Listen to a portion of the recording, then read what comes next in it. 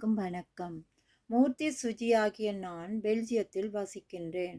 Victor Armstrong Tamil Yoga Belgium. சர்வதேச யோகா தினமாக ஒவ்வொரு ஆண்டும் ஜூன் மாதம் 21ஆம் நாள் கொண்டாடப்படுகின்றது. இந்நாளை நினைவுகூரும் முகமாக ஆசிரியர் அல்பிரட் விக்டர் டலஸ் அவர்களின் வழிகாட்டுதல் மூலம் யோகாசன பயிற்சி வகுப்பு நடைபெற்று கொண்டிருக்கின்றது. யோகாசன பயிற்சி வகுப்பில் கலந்து கொள்வதனால் ஏற்படும் உடல்நிலை மாற்றங்கள், நன்மைகள் எண்ணிலடங்காதவை. அவற்றில் சிலவற்றை இங்கே முன்வைக்கின்றேன்.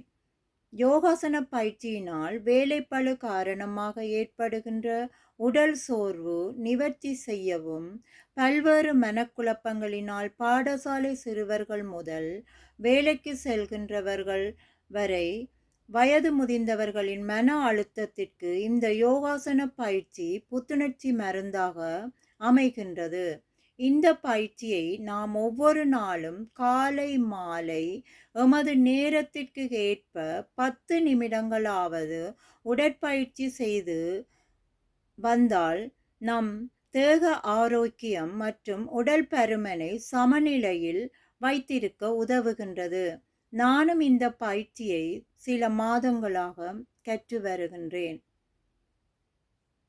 இந்த பயிற்சியை வழங்கி வருகின்றார் மதிப்புக்குரிய ஆசிரியர் அல்பிரட் விக்டர் டலஸ் அவர்கள்.